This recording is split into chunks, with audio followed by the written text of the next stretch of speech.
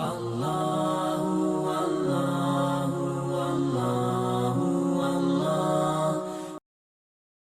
هادي له.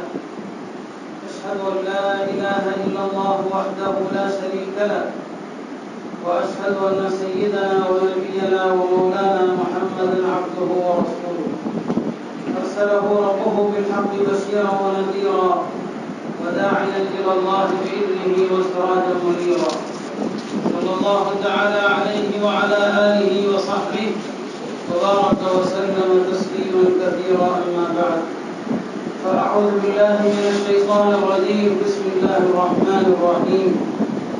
ما كان محمد أبا أحد من رجالكم ولكن رسول الله وخاتم النبيين وكان الله بكل شيء عليما.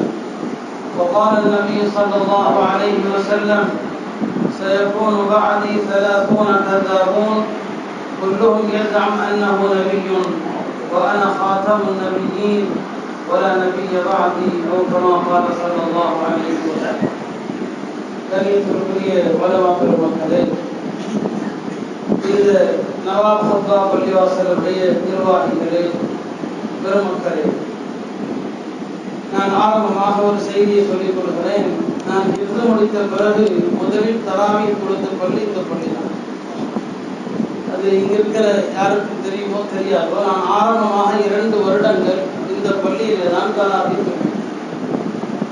அந்த அடிப்படையில் எனக்கு இங்கே பேசுவதிலே ஒரு பெருமிதமும் இருக்கிறது என்பதை தெரிவித்துக் கொள்கிறேன். நம்முடைய மஜ்லிஸ் உலமா சார்பாக பெருமானார் ஸல்லல்லாஹு அலைஹி வஸல்லம் அவர்கள் பிறந்த இந்த நினைவு தினத்தை ஒட்டி பல்வேறு தலைப்புகளிலே உலமா பெருமக்கள் பல கருத்துரை ஆற்றி வருகிறார்கள். அந்த வகையிலே எனக்கு தரப்பட்டிருக்கிற தலைப்பு இறுதி நபித்துவம். பெருமானார் ஸல்லல்லாஹு அலைஹி வஸல்லம் அவர்கள் உலகத்திற்கு அனுப்பப்பட்ட இறுதியான நபி என்பது குறித்த ஒரு தலைப்பு எனக்கு தரப்பட்டிருக்கிறது. இந்த தலைப்பு ஏன் தரப்பட்டிருக்கிறது என்பது உங்களுக்கு நாம் தெரியும். ஒரு பெரிய வருத்தமும் சோதனையும் நிறைந்த விஷயம். நம்முடைய ஊரிலே, தமிழகத்திலே வேறு எங்கும் இல்லாத அளவிற்கு ஒரு பையனுடைய ஒரு போலியான மதத்தை பின்பற்றக்கூடிய ஒரு சொற்பமானவர்கள் நம்முடைய ஊரில் இருக்கிறார். அவர்களை மிர்சாயிகள், காதியானிகள் என்று சொல்ல வேண்டும். அவர்கள் தங்களை அஹ்மதியாக்கள் என்று அழைத்துக் கொண்ட அளவில் கூட நாம் அந்த பெயரிலே அவர்களை அழைக்கக்கூடாது. அவர்கள் ஒரு பொய்யன் மிர்சா குலாம் அஹ்மத் காதியானி என்பவனை பின்பற்றக்கூடிய மிர்சாயிகள் அவர்கள், காதியானிகள் அவர்கள். ஒரு பொய்யனை நபியாக ஏற்றுக்கொண்ட ஒரு புதிய மதத்தை சார்ந்தவர்கள். நாம் இன்றைக்கு அவர்கள் குறித்த ஒரு சில தகவல்களைத்தான் உங்களுக்கு நான் சொல்ல விரும்புகிறேன். ரசூல் ஸல்லல்லாஹு அலைஹி வஸல்லம் அவர்கள் இறுதி நபி என்பதற்கான ஆதாரங்கள் தேவை கிடையாது. இமாமுல் ஆஸம் அபூ ஹனீஃபா ரஹ்மத்துல்லாஹி அலைஹி சொன்னாங்க, ரசூல் ஸல்லல்லாஹு அலைஹி வஸல்லம் அவர்கள் இறுதி நபி என்பதற்கு ஆதாரம் என்ன என்று ஒரு முஸ்லிம் கேட்டால் அவன் காஃபிர் ஆயிடுவான்னு சொல்றான். பெருமானார் ஸல்லல்லாஹு அலைஹி வஸல்லம் அவர்கள் இறுதி நபி என்பதற்கு ஆதாரம் கேட்கிறதே தவறு. அப்படி ஒரு முஸ்லிமுடைய உள்ளத்தில் அந்த எண்ணம் வந்தாலே அது குஃப்ராக ஆகிப்போயிடும் சொன்னாங்க. அந்த அடிப்படையில் ரசூல் ஸல்லல்லாஹு அலைஹி வஸல்லம் அவர்கள் இறுதி நபி என்பதற்கான ஆதாரங்களை பேசுவது இது நம்முடைய நோக்கம் அல்ல. அது நமக்கு எல்லாருக்கும் தெரிந்த விஷயம். அந்த ஆதாரங்கள் அது பகலின் வெளிச்சத்தை போன்று தெளிவானது. அதை விளக்க வேண்டிய அவசியம் கிடையாது. பொய்யர்கள் வரலாற்றிலே எப்போதெல்லாம் தங்களை நபி என்று சொன்ன பொய்யர்கள் எப்படியெல்லாம் தோன்றினார்கள், அதுல இந்த மிர்சா குலாம் அஹ்மத் காதியானி அவ எந்த வகையில தனித்தவனாக இருக்கிறான் என்பதை பற்றி பேசுவதுதான் இந்த தலைப்பினுடைய நோக்கமே தவிர ரசூல் ஸல்லல்லாஹு அலைஹி வஸல்லம் அவர்கள் இறுதி நபி என்பதற்கான அடுக்கடுக்கான ஆதாரங்களை சொல்வது நோக்கம் அல்ல. அது எல்லோருக்கும் தெரிந்த விஷயம். எல்லா சமூகங்களும், அதாவது நபிமார்களுடைய எல்லா சமூகங்களுமே அவங்க ஆசைப்பட்டது என்னன்னு சொன்னா, தங்களுடைய நபியை கொண்டு நபித்துவம் முடிக்கப்பட வேண்டும். இதுதான் மூசா அலைஹிஸ்ஸலாமுடைய கூட்டத்தாருடைய விருப்பம். அவங்க என்ன நினைச்சாங்க, மூசா அலைஹிஸ்ஸலாம் அவர்களோடு நபித்துவ வருகை முடிக்கப்பட வேண்டும். இது அவருடைய ஆசையாக இருந்துச்சு. ஈசா அலைஹிஸ்ஸலாமுடைய சமூகம் என்ன விரும்பினாங்க, நபித்துவம் ஈசா அலைஹிஸ்ஸலாம் அவர்களோடு முடிக்கப்பட வேண்டும். உலகத்தில் அனுப்பப்பட்ட எல்லா சமுதாயங்களும் தங்களுடைய நபியோடு இந்த நபித்துவம் முடிந்து விடாதா என்று ஆசைப்பட்டாங்க. இறுதி நபியாக தங்களுடைய நபியும் இறுதி சமூகமாக தங்களுடைய சமூகமும் இருக்க வேண்டும் என்றுதான் உலகத்துல எல்லா சமுதாயமும் விரும்பினார்கள். ஆனால் அல்லாஹ் தஆலா பெருமானார் ஸல்லல்லாஹு அலைஹி வஸல்லம் அவர்களை கொண்டுதான் இறுதி நபித்துவத்தை நிறைவு செய்தான். நாம் அவர்களுடைய இறுதி சமுதாயமாக இருக்கிறோம். உலகத்திலே இனி இறுதி நபியும் கிடையாது, இறுதி சமுதாயமும் கிடையாது. நமக்கெல்லாம் தெரியும், நிறைய அதிகமாக உலமாக்கள் வாயிலாக ஒரு சம்பவத்தை கேள்விப்பட்டிருப்போம். யூதர்கள் சிலர் ஹஜ்ரத் உமர் ரலியல்லாஹு அவர்களிடத்திலே வந்து சொல்வார்கள், திருமறையிலே ஒரு வசனம் இருக்கிறது, அந்த வசனம் யூதர்களாகிய எங்களுக்கு அருளப்பட்டிருந்தால் அந்த வசனம் அருளப்பட்ட அந்த வசனம் இறக்கப்பட்ட நாளை நாங்கள் ஒரு திருவிழாவாக கொண்டாடி இருப்போம் சொன்னாங்க.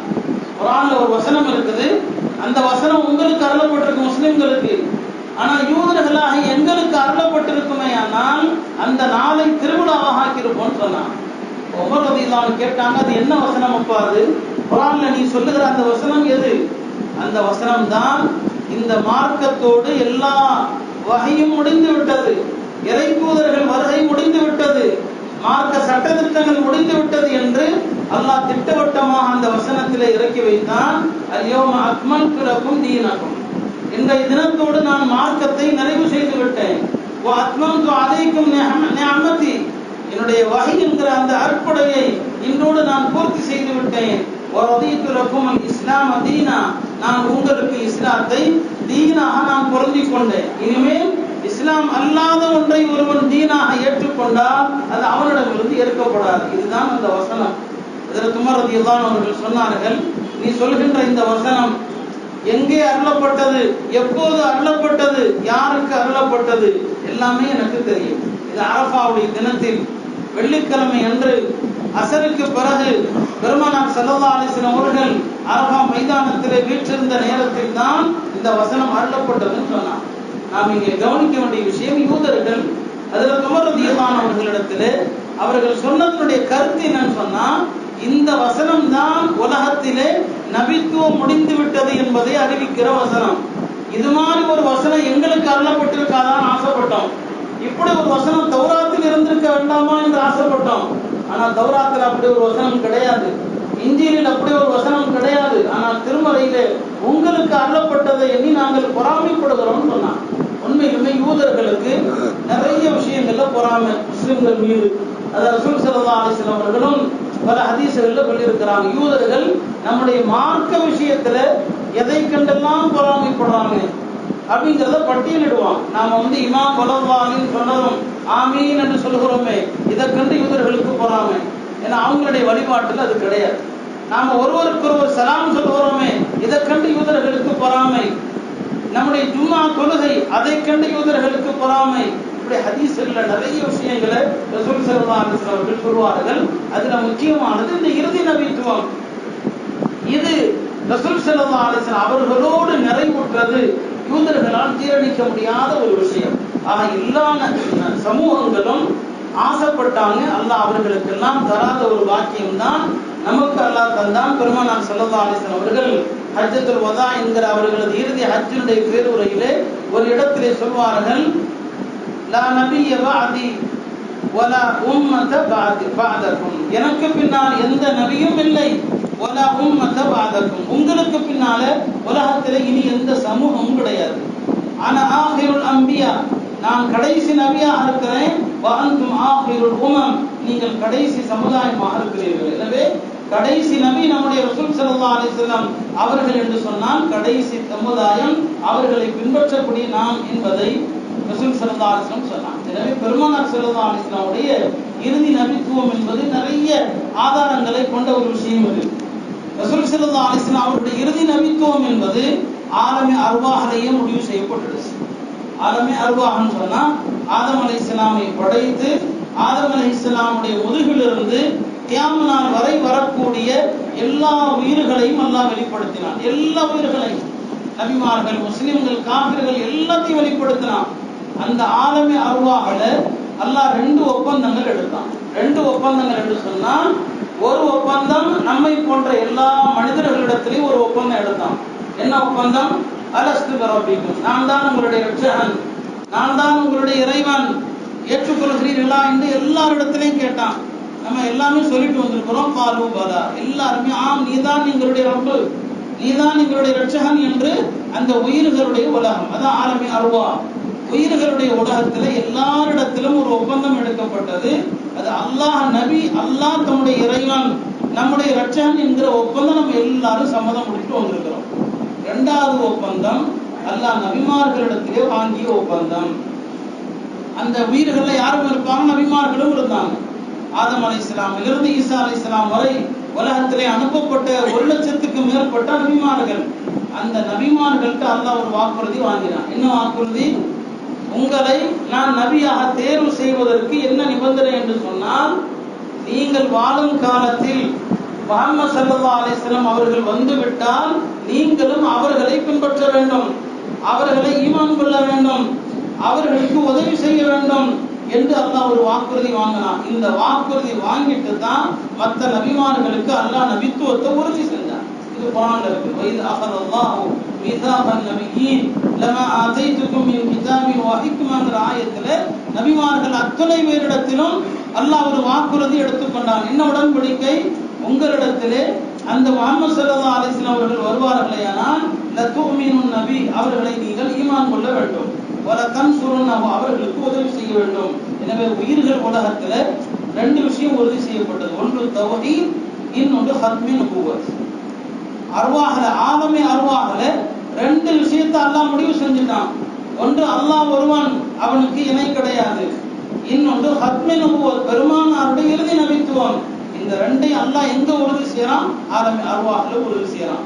எனவே அங்கேயே முடிவாகிவிட்டது ரசூல் ஸல்லல்லாஹு அலைஹி வஸல்லம் இறுதி நபி என்பது. இரண்டாவது, இந்த உலகத்திலேயும் ஆலமே துன்யா, இந்த உலகத்திலேயும் ரசூல் ஸல்லல்லாஹு அலைஹி வஸல்லம் அவர்கள் இறுதி நபி என்பதை அல்லாஹ் தஆலா உறுதிப்படுத்தினான். ஆதம் அலைஹிஸ்ஸலாம் அவர்களுடைய ரெண்டு, அதாவது கோள்களுக்கு மத்தியில முஹம்மது ரசூலுல்லாஹ் வ ஃபாத்திமுன் நபியீன் என்று எழுதப்பட்டிருந்தது. ஆதம் அலைஹிஸ்ஸலாம் உலகத்துக்கு வர்றாங்க. ஆதம் அலைஹிஸ்ஸலாமுடைய கோள்களுக்கு மத்தியில எழுதப்பட்ட வாக்கியம் என்ன? முஹம்மது ஸல்லல்லாஹு அலைஹி வஸல்லம் அவர்கள் அல்லாஹ்வுடைய தூதர், வ ஃபாத்திமுன் நபியீன், அவர்கள் தான் இறுதி நபி என்பது அங்கேயும் உறுதி செய்யப்படுகிறது. துன்யாவிலேயும் ஆதம் அலைஹிஸ்ஸலாமுடைய முதல் மனிதர் அவங்க தான். அந்த முதல் மனிதரிலேயே அல்லாஹ் இந்த வாக்கியத்தை பதிச்சுட்டான், முஹம்மது ஸல்லல்லாஹு அலைஹி வஸல்லம் அவர்கள் தான் ஃபாத்திமுன் நபியீன் என்பது. நாளைக்கு நம்ம கபர்ல போன பிறகும் கூட கபர்ல அல்லாஹ் பத்தி கேள்வி கேட்கப்படும், நம்முடைய மார்க்கம் என்னன்னு கேட்கப்படும், பெருமானாரை பற்றியும் கேட்கப்படும். அதுல ஒரு ஹதீஸ்ல வரக்கூடிய வாசம் என்னன்னு சொன்னா, ரப்பி அல்லாஹு வஹ்தஹு லா ஷரீக லஹ், என்னுடைய ரப்பு அல்லாஹ் தான், அவனுக்கு இணை கிடையாது. வ தீனி அல் இஸ்லாம், என்னுடைய மார்க்கம் இஸ்லாமாக இருக்கிறது. வ நபியி, என்னுடைய நபி யார் என்று சொன்னால் முஹம்மதுன் ஹாத்தமுல் அன்பியா. இந்த வார்த்தை ஹதீஸ்ல இருக்கு. கபர்ல ரசூல் ஸல்லல்லாஹு அலைஹி வஸல்லம் அவர்களை பற்றி கேட்கப்படுகிற போது, உன்னுடைய நபி யார் என்று கேட்கப்படுகிற போது வெறுமனே முஹம்மது ஸல்லல்லாஹு அலைஹி வஸல்லம் என்பதோடு சொல்ல முடியாது.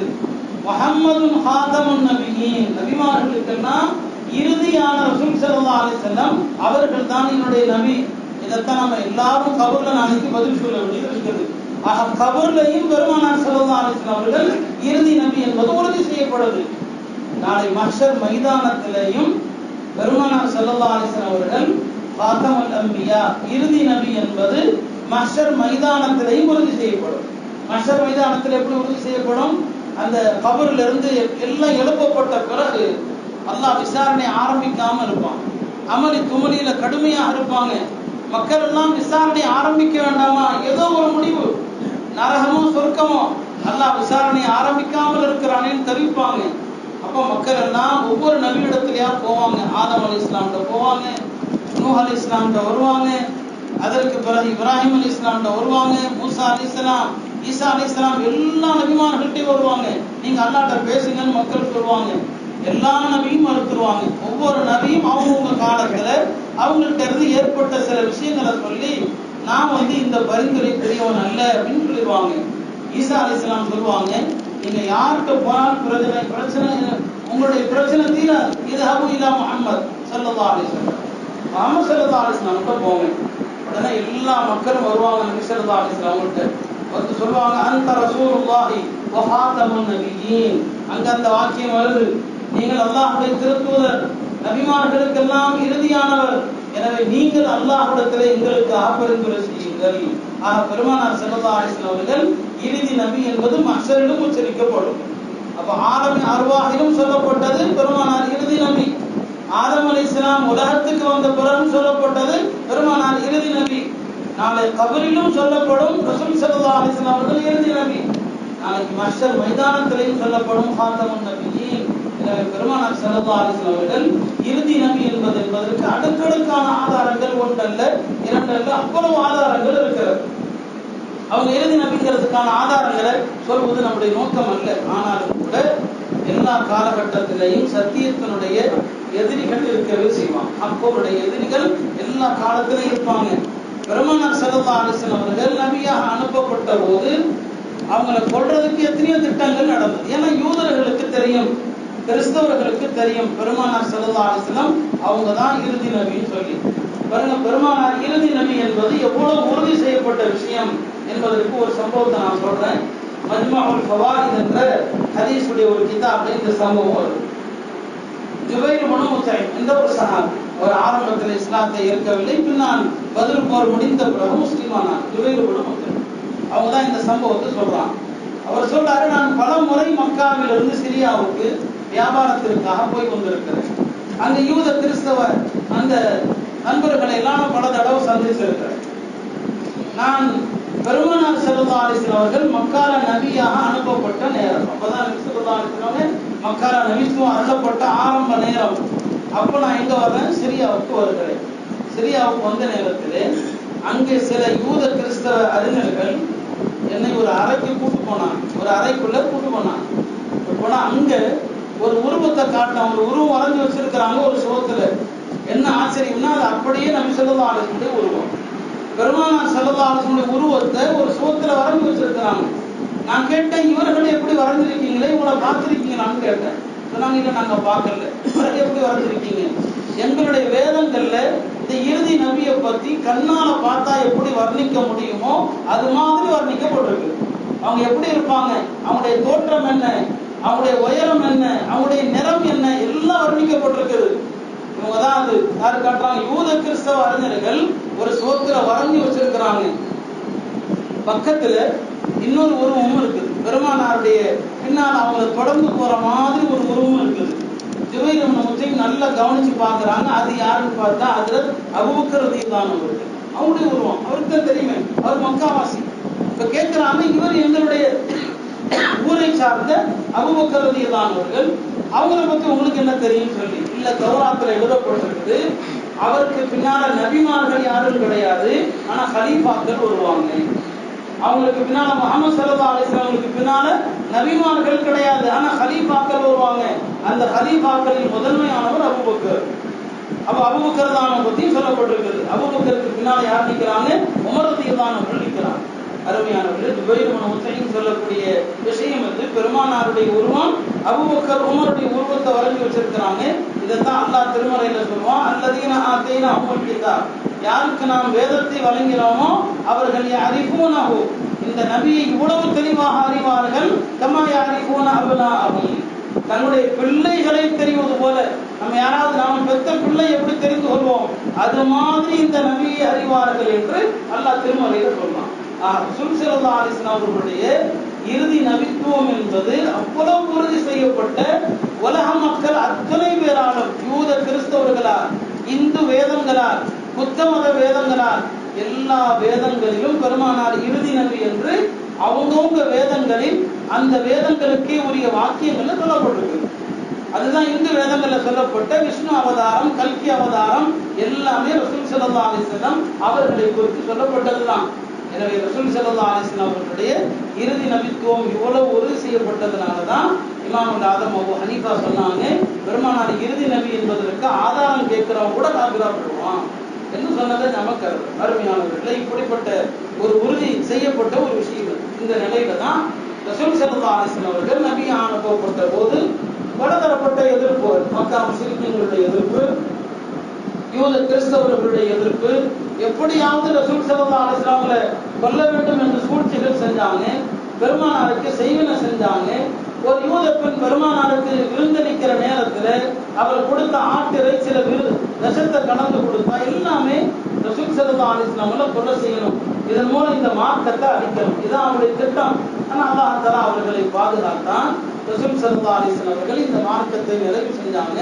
23 ஆண்டு காலங்களில் இந்த வகை நிறைவுற்றது. பெருமானாருடைய இறுதி காலகட்டத்தில் அவர்கள் ஹயாத்தாக இருந்த காலகட்டத்திலேயே நபி என்று வாதித்தவர்கள் பலர் வந்துட்டாங்க.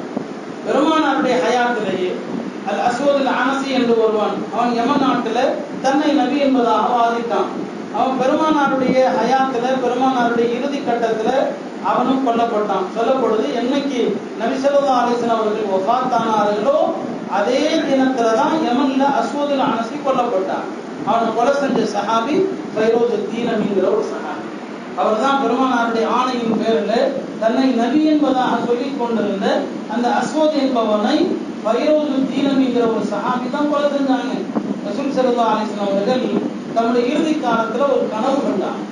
அந்த கனவுல பெருமானார் ஸல்லல்லாஹு அலைஹி வஸல்லம் அவர்கள் தங்களுடைய கைகள் இரண்டிலும் தங்க காப்புகள் அணிந்திருப்பதை போன்ற கனவு கண்டாங்க. இந்த கனவு அவங்களுக்கு ரொம்ப சங்கடத்தை ஏற்படுது. ஏன்னா தங்கம் ஆண்களுக்கு ஹராம், ஆண்களுக்கு தங்க ஹராம். அப்ப தன்னுடைய கையில தங்க காப்பு இருக்குதே என்று கவலைப்படுறாங்க கனவுலையே. அப்ப ஹஜ்ரத் ஜிப்ரீல் அலைஹிஸ்ஸலாம் சொல்றாங்க, நீங்க கவலைப்படாதீங்க, அந்த தங்க காப்புகளை ஊதுங்க, அது பறந்துடும் சொல்லப்படுது. பெருமானார் ஸல்லல்லாஹு அலைஹி வஸல்லம் அவர்கள் ஊதுறாங்க, அந்த தங்க காப்புகள் பறந்து விட்டது. கனவுக்கு இந்த கனவுக்கு பெருமானார் ஸல்லல்லாஹு அலைஹி வஸல்லம் அவர்கள் விளக்கம் சொன்னாங்க தன் தோழர்களுக்கு. என்னுடைய காலத்திலேயே 2 பொய்யர்கள் தோன்றுவார்கள், 2 பேருமே தங்களை நபி என்று வாதிடுவார்கள், அந்த 2 பேருமே அழிந்து போவார்கள் என்பதுதான் இந்த கனவுக்கான விளக்கம். அதுல ஒருத்தன் அஸ்வத் அல் அனசி, அவன் பெருமானாருடைய காலத்திலேயே கொல்லப்பட்டான். இன்னொருத்தன் தான் யமாமா நாட்டுல தன்னை நபி என்று சொல்லிக் கொண்டிருந்த முசைலிமா. உலமாக்கள் சொல்லுவாங்க அவனை முசைலமான்னு கூட சொல்லக்கூடாது. அரபு இலக்கணப்படி ஒருத்தனை கேவலப்படுத்தணும்னு சொன்னா முசைலிமான்னு சொல்லணும். அது இலக்கண விஷயம், நான் இங்க விளக்க முடியாது. அவனை முசைலிமா அல் கஸ்ஸாப் என்று பெருமானார் ஸல்லல்லாஹு அலைஹி வஸல்லம் அவர்கள் சொன்னான். இவன் பொய்யன் என்பதாக ரசூல் ஸல்லல்லாஹு அலைஹி வஸல்லம் சொன்னான். இவன் ரசூல் ஸல்லல்லாஹு அலைஹி வஸல்லம் காலத்திலேயே தன்னை நபி என்று வாதித்தவன் யார் இந்த முசைலிமா என்பவர். பெருமானார் ஸல்லல்லாஹு அலைஹி வஸல்லம் காலத்திலேயே அவனை கொல்வதற்கான சில ஏற்பாடுகள் நடந்தது. ஆனா அது நடக்கல. ரசூல் ஸல்லல்லாஹு அலைஹி வஸல்லம் வஃபாத் ஆயிட்டாங்க. பெருமானாருடைய வஃபாத்துக்கு பிறகு இந்த முசைலிமா யமாமா நாட்டுல தன்னுடைய சஹாக்களை எல்லாம் ஒன்று சேர்த்து முஸ்லிமான நிறைய பேரை இஸ்லாத்தை விட்டு வெளியாக்கி அவங்க எல்லாம் முர்த்தத்துகள் மதம் மாற்றியவர்களாகி அந்த நாட்டிலிருந்து கிட்டத்தட்ட 1 லட்சம் பேரை தன்னுடைய ஆதரவாளர்களாக மாற்றினாங்க. அவங்க எல்லாரும் இந்த முசைலிமா என்பவரை நபியாக ஏற்றுக்கிட்டாங்க. அபூபக்கர் ரலியல்லாஹு அவர்கள் ஆட்சிக்கு வர்றாங்க. அவங்க ஆட்சிக்கு வருகிற நேரத்துல மிக கடுமையான பிரச்சனைகள், மிக கடுமையான சோதனைகளை சந்திக்கிறாங்க. ஏன்னா பல பேர் தன்னை நபின்னு வாதிடுறாங்க, பல பேர் தன்னை நபின்னு வாதி. ஒரு பக்கம் தொலை ஆங்கிறவன் தன்னை நபின்னு சொல்லிட்டு இருக்கிறான், இன்னொரு பக்கம் முசைலிமா தன்னை நபி என்பதாக சொல்லிட்டு இருக்கிறான். நபின்னு வாதிடக்கூடியவர்களை சும்மா விட்டு விட முடியாது. மிகப்பெரிய கவலையான ஒரு பிரச்சனையான ஒரு காலகட்டத்தில் அபூபக்கர் ரலியல்லாஹு அவர்கள் இருக்கிறாங்க. அபூபக்கர் ரலியல்லாஹு அவர்கள் மென்மைக்கு பெயர் போனவர்கள், நமக்கு எல்லாம் தெரியும். அர்ஹமு உம்மத்தி, பெருமானாரே சொன்னாங்களே என்னுடைய உம்மத்துல ரொம்ப இரக்ககுணம் மிக்கவர் என்று. நான் அந்த நேரத்தில் அபூபக்கர் ரலியல்லாஹு அவர்கள் தான் யார் என்பதை காட்டினாங்க. மதீனாவில் மற்ற சஹாபாக்கள் எல்லாம் கூட தயங்குறாங்க. பெருமானாருடைய இறப்புக்கு பிறகு ஒரு பெரிய பிரச்சனை ஏற்படுது அரபு உலகத்துல. இந்த நேரத்துல போர்கள் வேண்டாம் என்று மக்கள் நினைக்கிறாங்க. ஆனால் அபூபக்கர் ரலியல்லாஹு அவர்கள் உறுதியா இருந்தாங்க. இந்த நபி என்று வாதிடக்கூடியவர்களை நாம ஒழிக்காம விட்டோம்னு சொன்னா, இவர்களை அழிக்காம விட்டோம்னு சொன்னா இந்த மார்க்கம் அழிஞ்சு போயிடும், இந்த சத்திய மார்க்கம் இருக்காது. இனி பல பேர் தன்னை நபி என்பதாக சொல்ல ஆரம்பிச்சிருவான். அதனால என்னுடைய ஹயாத்துல இவர்களை ஒழிக்காமல் நான் விட மாட்டேன், நான் தனியாக விடப்பட்டாலும் சரி என்று அபூபக்கர் ரலியல்லாஹு அவர்கள் மிக உறுதியாக இருந்தாங்க. அந்த முசைலிமாவை எதிர்ப்பதற்காக யமாமா நாட்டை நோக்கி அபூபக்கர் ரலியல்லாஹு அவர்கள் பல படைகளை அனுப்புறாங்க. ஒவ்வொரு படைக்கு ஒவ்வொரு சஹாபிய அமீராக நியமித்து பல படைகளை அனுப்புறாங்க. அது ஒரு நீண்ட ஒரு வரலாறு. கொஞ்சம் கொஞ்சமா அனுப்புறாங்க. 3000 பேர் கொண்ட ஒரு படையை அபூஜஹலுடைய மகன் இக்ரிமாவுடைய தலைமையில் அனுப்புறாங்க. சுரஹபீனுடைய தலைமையில ஒரு படையை அனுப்புறாங்க. கடைசியாக ஹாலித் பின் வலீதுடைய தலைமையில ஒரு படை அனுப்புனாங்க. மொத்தம் 12000 பேர் முஸ்லிம்கள். ஆனா முசைலமாவுடைய ஆதரவாளர்கள் 1,00,000 பேர் இருக்கிறாங்க. முசைலமாவுடைய ஆதரவாளர்கள் 1,00,000 பேர் இருக்கிறாங்க. முஸ்லிம்கள் வெறும் 12,000 பேர் தான். முசைலமாவுடைய படையில எண்ணிக்கை மட்டும் கிடையாது, அவங்க சொந்த நாட்டில் இருக்கிறதுனால எல்லா வலிமையும் அவங்கள்ட்ட இருந்துச்சு, எல்லா பலமும் அவங்கள்ட்ட இருந்துச்சு. இந்த கூட்டத்தை எப்படி முறியடிக்கிறது? முசைலிமாவை கொல்லணும், அவருடைய ஆதரவாளர்களை ஒடுக்க வேண்டும், முசைலிமாவை கொல்லணும்னு சொன்னா ஒரு பெரிய சோதனையான இக்கட்டான நிலையில முஸ்லிம்கள் இருக்கிறாங்க. வேற எந்த காலகட்டத்திலும் முஸ்லிம்கள் வெற்றிக்கு இவ்வளவு சிரமப்பட்டது கிடையாது. முசைலிமாவை எதிர்த்து போர் செய்த அந்த போர்ல முஸ்லிம்கள் வெற்றிக்காக கடுமையாக போராட வேண்டியது இருந்துச்சு. ரொம்ப கடுமையாக போராட வேண்டிய ஒரு கட்டத்தில் இருந்தாங்க. இமாம் அவங்க வந்துட்டாங்க, போர் கடுமையாக இருக்குது. பல கட்டங்கள்ல வெற்றி தோல்வி மாறி மாறி வருது. சில நேரங்கள்ல முஸ்லிம்களுடைய கை ஓங்குதுன்னு சொன்னா, சில நேரங்கள்ல முஸ்லிமாவுடைய படைகளுடைய கை ஓங்குது. இப்படியாக இருக்கிற நேரத்துல தான் ஒரு கட்டத்துல முசைலிமா தன்னுடைய ஆதரவாளர்களோடு அவனுடைய ஒரு பெரிய கோட்டைக்குள்ள போய் ஒளிஞ்சுக்கிறான். எல்லாம் தன்னுடைய ஆதரவாளர்களோடு உள்ள போயிடலாம். அவனுடைய நம்பிக்கை என்னன்னு சொன்னா, இந்த கோட்டையை சுற்றி ரொம்ப நாளைக்கு அவங்களால தாக்கு பிடிக்க முடியாது முஸ்லிம்களால. ஒரு கட்டத்துல என்ன செஞ்சுருவாங்க, எல்லாரும் ஓடி போயிடுவாங்க என்பது அவனுடைய எண்ணம். அதே மாதிரிதான் அந்த கோட்டைக்குள்ள முசைலிமாவுடைய ஆதரவாளர்கள் போன பிறகு எப்படி அந்த கோட்டைக்குள்ள நுழையிறது முஸ்லிம்களுக்கு வழி தெரியல. மிக உறுதியான ஒரு கோட்டை, அந்த கோட்டை கதவை திறக்காம முஸ்லிம்களுடைய வெற்றி சாத்தியமே கிடையாது.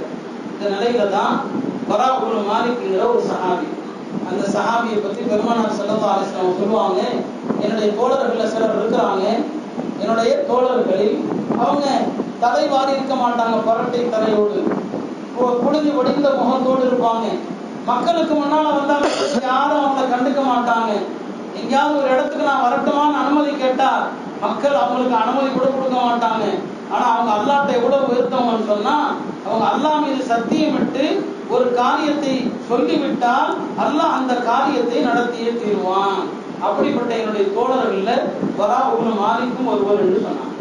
பெருமானார் ஸல்லல்லாஹு அலைஹி வஸல்லம் அவர்கள் பரா இப்னு மாலிக்கை பத்தி சொன்ன ஒரு சொல் செய்தி. இப்ப அந்த சஹாபி என்ன செய்யறாங்கன்னு சொன்னா, தன் தோழர்கள்ட்ட சொல்றாங்க, பாருங்க, இந்த கோட்டை கதவை திறக்காம நம்முடைய வெற்றி என்பது உறுதி கிடையாது. கோட்டையை திறந்தாகணும், அதுக்கு ஒரே வழிதான் இருக்குது. என்ன தூக்கி உள்ள போடுங்க, நான் உள்ள விழுந்து எப்படி அது கோட்டை கதவை திறந்துறேங்கிறார். என்ன உள்ள போடுங்கிறாரு. நான் போய் கொல்லப்பட்டாலும் பரவாயில்ல, நான் கோட்டை கதவை திறக்கிறேங்கிறார். நான் மற்ற சஹாபாக்களுக்கு அதுல உடன்பாடு இல்லை. அது எப்படி அநியாயமாக ஒரு ஆழத்துக்கு எப்படி உள்ள தூக்கி போடுறது? அவர் உள்ள போனா அவர் கொல்லப்பட்டுருவாருன்னு கவலை. அவர் சொல்றாரு, நீங்களா என்ன உள்ள போடுறீங்களா, இல்ல நானே ஒரு சாக்கலை என்ன சுத்தி நானே ஏறி போயிடட்டுமான்னு கேட்கிறாரு. ஒரு கட்டத்துல சஹாபாக்கள் அவருடைய உறுதியை பார்த்து அவர் என்ன செய்யறாங்க, கோட்டைக்குள்ள அவரை தூக்கி வீசுறாங்க. உள்ள அவர் போய் வீசப்பட்டதுமே அங்குள்ளவர்கள் சும்மா இருப்பாங்களா? பல புறத்திலிருந்தும் அவரை நோக்கி அம்புகள், அவரை நோக்கி ஈட்டிகள், உடம்புல 80 இடங்கள்ல குத்தப்பட்டிருக்குது. வரக்கூடிய அத்தனைகளையும் யாரெல்லாம் முன்னால வர்றானோ எல்லாத்தையும் வெட்டி வீழ்த்தி விட்டு அந்த கதவை போய் திறந்துறார், கோட்டை கதவை திறந்துறார். அவ்வளவு 80 தாக்குதல்களுக்கு மத்தியில கோட்டை கதவை திறந்தது. இந்த சஹாபா பெருமக்கள் உள்ள போறாங்க. அந்த உள்ள போன பிறகுதான் முசைலிமாவுடைய படைகள் கோட்டைக்குள்ள சின்ன பின்னமாக சிதறடிக்கப்படுறாங்க. முசைலிமாவும் யார் கையில சிக்கிறான்னு சொன்னா, ஒரு சிறந்த சஹாபி. அவர் யாரு? உஹது போர்ல ஹஜ்ரத் ஹம்சாவை கொலை செய்தவர் வாஷி.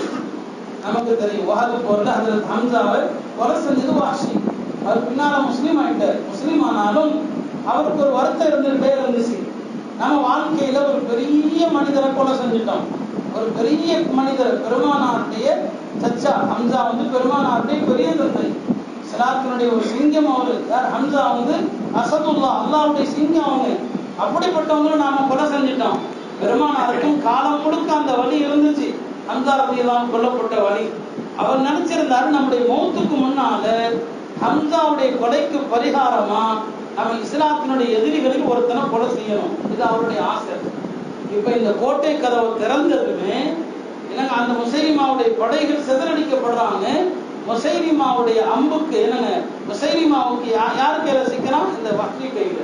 வஹ்ஷி அவர்கள் இந்த சந்தர்ப்பத்துக்காக காத்திருக்கிறாங்க. அவனை கண்டதுமே அவனை நோக்கி அம்பெறிகிறாங்க.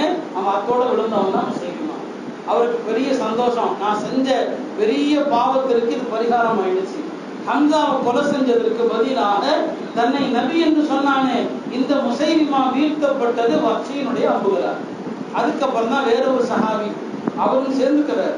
அவரும் சேர்ந்து முசைலிமாவை தாக்குறாரு. முசைலிமா கொல்லப்படுகிறான். முசைலிமா கொல்லப்பட்ட பிறகு அவனுடைய படை வீரர்கள்ட்ட ஒரு தளபதி செத்து போயிட்டான்னு சொன்னா இயற்கையாகவே பலவீனம் வந்துடும் இல்லையா? அவங்க பலவீனம் அடைஞ்சு சரணடைகிறாங்க. பல பேர் மறுபடியும் தௌபா செய்து இஸ்லாத்துக்கு வர்றாங்க. இந்த வெற்றி ஹஜ்ரத் அபூபக்கருடைய காலத்துல ஏற்பட்ட மகத்தான வெற்றி. இதற்கு பிறகுதான் தன்னை நபின்னு சொல்லக்கூடிய தைரியம் எவனுக்கும் வரலாற்றுல வரல. அபூபக்கர் தான் எடுத்த அந்த முடிவு தான். அவங்க அன்னைக்கு லேசா விட்டுருந்தாங்கன்னு சொன்னா ஆளாளுக்கு தன்னை நபின்னு சொல்லியிருப்பான். அபூபக்கர் உறுதியாக இருந்தாங்க. ஐயுக சுத்தீன் வான ஹய்யுன், நான் உயிரோடு இருக்கிற போது இந்த மார்க்கம் குறைவுள்ளதாக ஆக்கப்படுவதை ஒருபோதும் நான் அங்கீகரிக்க மாட்டேன். அபூபக்கர் உறுதியாக இருந்தாங்க. ஐயுக சுத்தீன் வான ஹய்யுன், நான் உயிரோடு இருக்கிற போது இந்த மார்க்கம் குறைவுள்ளதாக ஆக்கப்படுவதை ஒருபோதும் நான் அங்கீகரிக்க மாட்டேன் சொன்னாங்க. மௌலானா அபுல் ஹசன் நஜ்வி சொல்லுவாங்க, அபூபக்கர் சொன்ன இந்த வாக்கியத்தை ஒவ்வொரு முஸ்லிமும் தன்னுடைய நெஞ்சில் மட்டுமல்ல தன்னுடைய நெத்திலையும் எழுதி கொள்ளணும்னு சொல்லுவாங்க. இந்த மார்க்க நான் உயிரோடு இருக்கிற வரைக்கும் எவனாலும் குறைக்கப்பட அனுமதிக்க முடியாதுன்னு சொன்னாங்க. ஆக இந்த போர் எதற்காக நடந்தது? இறுதி நபித்துவத்தை அழிக்க வந்தவர்களுக்கு எதிராக நடந்தது. முசைலிமாவுக்கு எதிரான போர்ங்கிறது என்ன?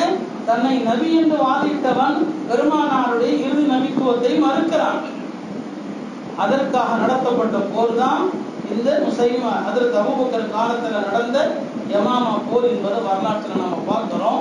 முசைலிமா தான் நபி என்று வாதிட்டவர்கள பெரிய சக்தி படைத்தவனாக இருந்தான். அதுக்கப்புறம் வரலாற்றுல நிறைய பேர் வந்தான் நபின்னு சொல்லக்கூடியவங்க. யாருமே பெரிய அளவுல செல்வாக்கு பெறல. ஆனா கடைசியா ஆங்கிலேயருடைய காலத்துல 1835 பிறந்த மிர்சா குலாம் அஹ்மத் காதியானி, இவன் தான் நபி என்று வாதிட்டவர்கள். இன்னைக்கு அவனை பின்பற்றக்கூடியவர்கள் உலகம் முழுக்க ஒரு கோடி பேர் இருந்தா கூட ஆச்சரியப்படவும் கிடையாது. ஏன், என்ன காரணம்? இவனுக்கு எப்படி இவ்வளவு பெரிய செல்வாக்கு கிடைத்தது? அதை நான் இன்ஷா அல்லாஹ் அடுத்து நான் உங்களுக்கு சொல்லுவேன். முசைலிமாவுக்கு பிறகு பெரிய பித்னா யாரால வந்துச்சுன்னு சொன்னா இந்த சமுதாயத்திற்கு இந்த மிர்சா குலாம் அஹ்மத் காதியானி என்பவனாலதான் வந்துச்சு. அவனை சொல்லிக் கொள்றேன், மிர்சா அப்படிங்கிற அந்த பேரை கேட்கும் போது கூட நம்முடைய நாவுகள்ல அவனை சபிக்கணும். மௌலானா அன்வர் ஷா காஷ்மீரி அவர்கள் மிர்சா குலாம் அஹ்மத் காதியானின்னு சொல்லப்பட்டாலே அவங்க சொல்லுவாங்க சபிக்கப்பட்டவன், அல்லாஹ்வுடைய அருளை விட்டு தூரமாக்கப்பட்டவன், மூதேவி, நரகவாதி என்று அவனை அவ்வளவு கடுமையாக திட்டுவாங்க. நீங்க ரசூல் ஸல்லல்லாஹு அலைஹி வஸல்லம் அவர்களை நேசிப்பது உண்மையானால் மிர்சா குலாம் அஹ்மத் காதியானியை சபிப்பதும் உண்மையாக இருக்கிறது. அவனை சபிக்கணும், அவன் சபிக்கப்பட்டவன். இன்னைக்கு அந்த சபிக்கப்பட்டவனை பின்பற்றுகிற ஒரு கூட்டம் நம்ம ஊர்ல இருக்குது. நம்ம அவங்களோட சகஜமா பழகிட்டு இருக்கிறோம். அவங்க நண்பர்கள் என்று சொல்லிக்கொண்டு, உறவினர்கள் என்று சொல்லிக்கொண்டு, பெருமானாரை உண்மையா நேசிக்கிறவர்களா இருந்தா அவன் உறவினராக இருக்கட்டும், யாராக இருக்கட்டும், அந்த சபிக்கப்பட்டவனுடைய கூட்டத்தை சார்ந்தவனும் சபிக்கப்பட்டவன். நீங்க அவனுக்கு சலாம் சொன்னாலோ அவன் சலாமுக்கு பதில் சொன்னாலும் நீங்களும் சாபத்துக்கு ஆளாயிருவீங்க. அவன் கூட பேசினீங்க, அவனுடைய வீட்டுக்கு போனீங்க, அந்த சாபம் உங்களையும் தாக்கும். நான் சொல்லல, அதெல்லாம் அன்வர் ஷா காஷ்மீரி அவங்க சொன்ன வார்த்தை. நான் கடைசியில அந்த பெருமகான் என்னென்ன செஞ்சாங்க இந்த காதியானி கூட்டிய கூட்டத்தை அழிப்பதற்கு, அதை நான் உங்களுக்கு கடைசியாக சொல்வேன். அபூபக்கர் அவனுடைய காலத்துல இப்படி முசைலிமா என்பவன் நபி என்று வாதிட்டு அவன் தோற்கடிக்கப்பட்டான், கொல்லப்பட்டான். இந்த பித்னா அதோட ஒழிஞ்சது. யூதர்கள், கிறிஸ்தவர்கள் நம்பிக்கை இழந்துட்டாங்க. இனி இஸ்லாத்தை அழிக்க முடியாது, இஸ்லாம் நிலை பெற்று விட்டதுன்னு சொல்லி ஹஜ்ரத் அபூபக்கருடைய காலம் 2 வருஷம் சில மாதங்கள் அவங்க ஆட்சி பொறுப்பு முடியுது, வஃபாத் ஆயிட்டாங்க. உமர் ரலியல்லாஹு அன்ஹு ஆட்சிக்கு வராங்க. ஒரு 10 வருஷ காலத்துல உமருடைய ஆட்சியில எந்த பிரச்சனையும் கிடையாது. இந்த சமுதாயம் ஒரே சமுதாயமாக இருந்தது. எந்த குழப்பத்திற்கும் சையதுனா உமர் ரலியல்லாஹு அன்ஹு இடம் கொடுக்கல. உஸ்மான் ரலியல்லாஹு அன்ஹு ஆட்சி காலத்தினுடைய கடைசி நேரங்களில் மறுபடியும் சில பித்னாக்கள் வருது, சில குழப்பங்கள் வருது. யாரால? யூதர்கள். அப்துல்லாஹ் இப்னு சபா என்கிற ஒரு யூதர்கள் தூண்டி விடுறாங்க, இஸ்லாத்தை அழிக்கணும். இப்ப நபிலாம் சொன்னா ஏத்துக்க மாட்டாங்க. நபின்னு சொன்னா நமக்கு என்ன கதி ஏற்படும்? முசைலிமாவுக்கு ஏற்பட்ட அதே கதி தான் ஏற்படும். இறுதி நபித்துவத்துக்கு எதிராக நம்ம வந்தா முஸ்லிம்கள் நம்ம சும்மா விட மாட்டாங்க. அதனால என்ன பண்ணாங்க, வேறொரு கோணத்துல இஸ்லாத்தை அழிப்பதற்கு ஒரு யூதனை தூண்டி விட்டாங்க. அப்படி தூண்டி விடப்பட்டவங்க அப்துல்லாஹ் இப்னு சபா. அவனை எதற்கு பயன்படுத்தினாங்கன்னு சொன்னா கிறிஸ்தவத்தை அழிப்பதற்கு. கிறிஸ்தவம் ஈசா அலைஹிஸ்ஸலாம் போதித்தது என்ன? ஒரே ஏகத்துவம் தான், அல்லாஹ் தான் இறைவன். நான் இறைவனுடைய மகன் அல்ல, நான் அல்லாஹ்வுடைய அடியார். இதுதான் ஈசா அலைஹிஸ்ஸலாம் சொன்னாங்க. ஈசா அலைஹிஸ்ஸலாம் வானத்துக்கு உயர்த்தப்பட்டு 70 வருஷம் வரைக்கும் உண்மையான கிறிஸ்தவம் உலகத்தில் இருந்துச்சு. ஈசா அலைஹிஸ்ஸலாம் உயர்த்தப்பட்டு 70 வருஷம் வரைக்கும் உண்மையான கிறிஸ்தவம் இருந்துச்சு. அதுக்கப்புறம் யூதர்கள்ல ஒருத்தன் தான் பவுலடியார் என்று சொல்லுவாங்க, செல்பார் என்று சொல்லுவாங்க. இந்த பவுலை தூண்டி விட்டு அவன் என்ன சொன்னான், ஈசா அலைஹிஸ்ஸலாமுடைய ஆவி என்ற வருது, அவங்க ஏன்டா வந்து பேசுறாங்க என்று மக்களை நம்ப வச்சான். மக்கள்கிட்ட அந்த மாதிரியான அற்புதங்களை எல்லாம் காட்டினான். அப்படியே கொஞ்சம் கொஞ்சமா தனக்கும் ஈசா அலைஹிஸ்ஸலாமான தொடர்பை சொல்லி சொல்லி ஒரு கட்டத்துல அவன் போதிச்சதுதான் திரித்துவ கோட்பாடு. இன்னைக்கு கிறிஸ்தவர்கள்ட்ட இருக்கிற கோட்பாடு என்ன? ஏகத்துவம் அல்ல, திரித்துவ கோட்பாடு. ஈசா அலைஹிஸ்ஸலாம் அல்லாஹ்வுடைய மகன் என்றும் அல்லாஹ்வுக்கு வந்து பிள்ளை ஒன்று எழுந்து இந்த கொள்ளையை அவன் தான் போதிச்சு உண்மையான கிறிஸ்தவத்தை அழிச்சாச்சு. இது யார் செஞ்ச வேலை? கிறிஸ்தவர்கள் செஞ்ச வேலை. இன்னைக்கு இஸ்லாத்தையும் அழிக்கணும், இந்த தப்பான கொள்கையை வச்சு அழிக்கணும். நபின்னு சொன்னா எடுபடாது. அதுக்கு யாரை பயன்படுத்தினாங்க? அப்துல்லாஹ் இப்னு சபாங்கிற ஒரு யூதனை அவர்கள் பயன்படுத்தினார்கள். அவன் என்ன பண்ணான்னு சொன்னா, முஸ்லிம்களுக்கு மத்தியில ஒரு பக்கம் அரசியல் ரீதியான சண்டை நடக்குது. இந்த சண்டையை பயன்படுத்தி அவன் என்ன செஞ்சான்னு சொன்னா, ஹஜ்ரத் அலி, அதே போல பெருமானாருடைய குடும்பத்தார், அஹ்லுல் பைத் என்று அழைக்கப்படுகிற நபியின் குடும்பத்தார், இவங்க மீதான பாசத்தை காட்டுற மாதிரி காட்டி ஹஜ்ரத் அலி ரலியல்லாஹு அவர்களை ரொம்ப ஒரு கட்டத்துல அவங்கதான் கடவுள் எனும் அளவிற்கு, ஜிப்ரீல் அலைஹிஸ்ஸலாம் அலிட்ட தான் வந்தாங்க அப்படிங்கிற அளவுக்கு ஒரு மோசமான கோட்பாட்டை அப்பாவி மக்களுக்கு மத்தியில உருவாக்குனா யாரு? அப்துல்லாஹ் இப்னு சபா. ஹஜ்ரத் அலி இமாமுடைய ஆட்சி காலத்துல இவனையும் இவனுடைய கூட்டத்தாரையும் நெருப்பு குண்டத்துல போட்டு எரிச்சுட்டாங்க. நெருப்பு குண்டத்துல போட்டு எரிச்சுட்டாங்க. ஆனாலும் அவனுடைய ஆதரவாளர்கள் அங்கங்கே மிச்சம் இருந்தாங்க. அந்த கூட்டம் தான் இன்னைக்கு உலகம் முழுக்க இருக்கிற ஷியாக்கள் கூட்டம். இந்த ஷியாக்கள் யாரால் உருவாக்கப்பட்டவர்கள்? அப்துல்லாஹ் இப்னு சபா என்கிற யூதனால் உருவாக்கப்பட்ட கூட்டம். அவனுடைய கோட்பாடு முழுக்க முழுக்க குர்ஆனுக்கு எதிரானது, ஏகத்துவ கோட்பாட்டுக்கு எதிரானது, பெருமானார் ஸல்லல்லாஹு அலைஹி வஸல்லம் வழிமுறைக்கு எதிரானது. யார்? இந்த அப்துல்லாஹ் இப்னு சபாவால் உருவாக்கப்பட்ட கூட்டம். இவர்கள் எல்லாம் இஸ்லாத்தை அழிப்பதற்காக திட்டமிட்டவர்கள். ஆக இந்த கூட்டத்தினால இன்னைக்கு ஷியாக்கள் ஒரு பக்கம், இஸ்லாமிய நாடுகளுக்கு இன்னைக்கு அழிவுன்னு சொன்னா யாரால? இந்த ஷியாக்களை தான். இன்னைக்கு முஸ்லிம் சமுதாயம் சந்திக்கிற பெரிய சோதனை. நாம யூதர்களை கிறிஸ்தவர்களை சொல்லிட்டு இருக்கிறோம், உண்மையிலுமே இந்த ஷியாக்களும் காதியானிகளும் இவங்க தான் நமக்கு இன்னைக்கு பெரிய ஆபத்தானவர்கள். இப்படி பல கட்டங்களை கடந்து வந்த நேரத்தில் நிறைய பேர் அவ்வப்போது தனி நபி நபி என்பதாக சொல்லிட்டு வந்தாங்க. வரலாற்றுல அவங்களுடைய வாதங்கள் எல்லாம் எடுபடலை. இந்த நிலையில தான் ஆங்கிலேயர்கள் ஆட்சி செய்த காலத்துல இந்தியாவில் ஆங்கிலேய அரசாங்கத்தை முஸ்லிம்கள் எதிர்த்த அளவுக்கு யாருமே எதிர்க்கல. முஸ்லிம்கள் செய்த தியாகம், அதுவும் குறிப்பாக இஸ்லாமிய அறிஞர் பெருமக்கள் செய்த தியாகம், அதற்கு நிகராக இந்த நாட்டில் எந்த சமூகமும் தியாகமோ எந்த விதமான அர்ப்பணிப்போ செய்யல. ஆங்கிலேயர்கள் முஸ்லிம்களுடைய எதிர்ப்பு அவங்களால சமாளிக்க முடியல. என்ன செய்யறது? இந்த ஒரு கூட்டம் தான் நம்மளை எதிர்க்குது. இந்த நாட்டில் முஸ்லிம்கள் இல்லைன்னு சொன்னா நம்மளை எதிர்க்க ஆளே கிடையாது. பின்னாலதான் மற்றவர்கள் வந்தாங்க. ஞாபகம் வச்சுக்கேன், ஆங்கிலேயர்களுடைய எதிர்ப்பு என்பது ஷாஹுல் ரஹ்மத்துல்லாஹுடைய மகனா ஷா அப்துல் அசீஸுடைய காலத்தில் ஆரம்பிச்சது. அவங்கதான் முதலாக ஆங்கிலேயர்களை எதிர்த்து போராடுவது முஸ்லிம்கள் மீது கடமை அப்படின்னு பத்வா கொடுத்தது ஷா அப்துல் அசீஸ் தான். கிட்டத்தட்ட 150 வருடங்கள் முஸ்லிம்கள் தன்னந்தனியாகத்தான் ஆங்கிலேயர்களை எதிர்த்து போராடினாங்க. அதுக்கு பிறகுதான் காந்திலாம் வந்தார். ஆனா இன்னைக்கு அவர் தேச தந்தையாக இருக்கிறார். ஒரு காலகட்டத்தில் தேச தந்தை யார் தெரியுமா? இந்துக்களும் அங்கீகரித்த தேச தந்தை யார் தெரியுமா? தேவபந்துடைய முதல் மாணவர் மௌலானா மஹமூது ஹசன் தேவபந்தி அவர்களுக்கு இந்துக்கள் வைத்த பெயர் என்ன? ஷேகுல் ஹிந்த், இந்திய பெருந்தலைவர். காமராஜரை சொல்றாங்க பெருந்தலைவர் என்று. ஷேகுல் ஹிந்த் என்று அழைக்கப்பட்டவர் யாரு? தேவபந்துடைய முதல் மாணவர் மௌலானா மஹமூது ஹசன் தேவபந்தி. இந்துக்கள் வச்ச பேர் அது, நம்ம வைக்கல. அவங்க வச்ச பேரு ஷேகுல் ஹிந்த். அவர் தான் இந்தியாவுடைய பெருந்தலைவர் என்று அவருக்கு பேர் வச்சாங்க. நம்முடைய உலமாக்கள் அவ்வளவு தியாகம் செய்து இந்த ஆங்கிலேயர்களை இந்த நாட்டை விட்டு விரட்டணும் என்று பல வகையான போராட்டங்களை கையில் எடுத்தாங்க. பார்த்தா ஆங்கிலேயர்கள் பிரித்தாலும் சூழ்ச்சி. இந்த சமுதாயத்தை அடக்கிறதுக்கு ஒரே வழி, இவங்கள்ல இருந்து ஒருத்தனை தூண்டி விட்டு அவனை வச்சு இந்த சமுதாயத்துக்கு நம்ம பிளவு ஏற்படுத்தணும். அப்படி அவர்கள் கையில் எடுத்த ஒரு கைக்கூலி தான் மிர்சா குலாம் அஹ்மத் காதியானி. அவன் 1835 பிறந்தான். 1908 மரணித்தான். பல மொழிகள் அவனுக்கு வந்து தெரியும். அவனுக்கு ஆங்கிலமும் தெரியும், பாரசியும் தெரியும், உருதுவும் தெரியும், அரபியும் தெரியும். பல மொழிகள்ல அவனுக்கு ஒரு நல்ல திறமை இருந்துச்சு. அவனுடைய திறமையை பயன்படுத்தி கொண்டுதான் ஆங்கிலேய அரசாங்கம் அவனை வைத்து பல காரியங்களை சாதிச்சாங்க. எடுத்ததுமே அவன் தன்னை நபி என்பதாக சொல்லல. எடுத்ததும் நான் வந்து நபின்னு சொல்லல.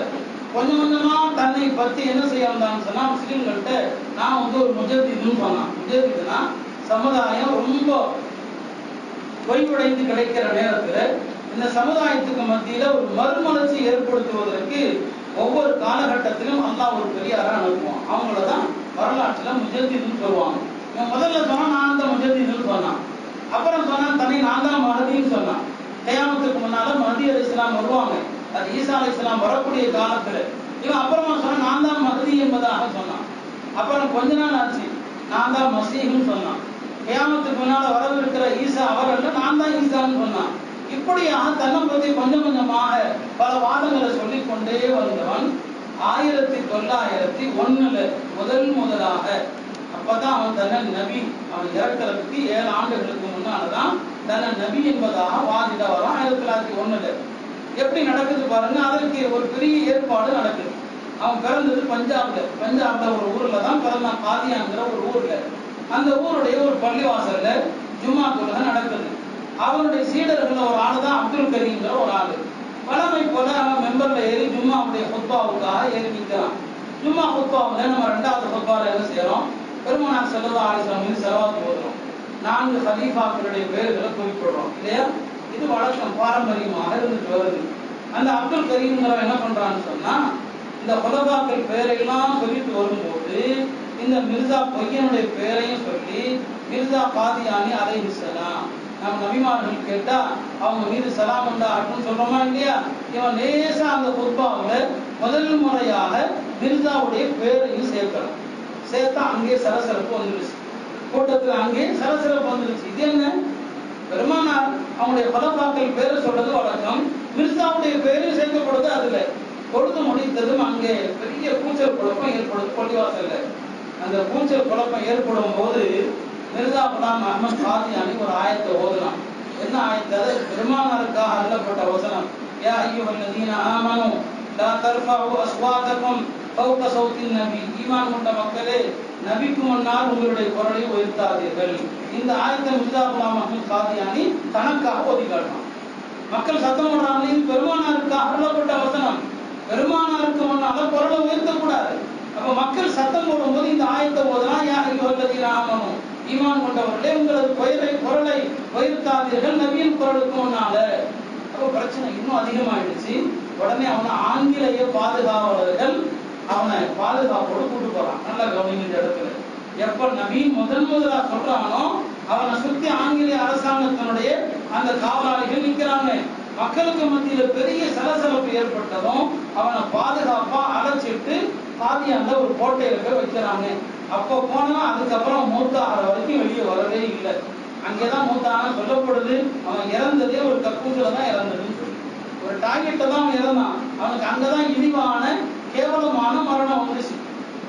இதுதான் காதியானியுடைய, மிர்சா குலாம் அஹ்மத் காதியானியுடைய ஒரு சுருக்கமான வரலாறு. இவனுடைய பின்புலத்துல முழுக்க யார் இருந்தாங்கன்னு சொன்னா ஆங்கிலேய அரசாங்கம் இருந்துச்சு. பாருங்க, உலகத்துல நபின்னு சொன்ன யாருக்குமே இவ்வளவு பெரிய ஆதரவாளர்கள், இவ்வளவு பெரிய பிரபலம் யாருக்குமே கிடைக்கல. ஆனா இவனுக்கு மட்டும் கிடைச்சதுன்னா என்ன காரணம்? இவனுக்கு மிகப்பெரிய துணையாக பிரிட்டிஷ் அரசாங்கம் இருந்தது, யூதர்கள் இருந்தான். இன்னைக்கு நீங்க பாத்தீங்கன்னா இந்த காதியானிகளுடைய தலைமையகம் உலகத்துல 2 இடத்துலதான் இருக்கு. காதியானிகளுடைய தலைமையகம் ஒண்ணு லண்டன்ல இருக்கு, இன்னொன்று எங்க இருக்கு தெரியுமா? இஸ்ரேல்ல இருக்கு. இஸ்ரேலுடைய தலைநகர் டெல் அவீவ்ல இருக்கு. இஸ்ரேல் தலைநகர்ல போய் ஒரு முஸ்லீம் தலைமையகத்தை வைக்க முடியுமா? யோசிச்சு பாருங்க.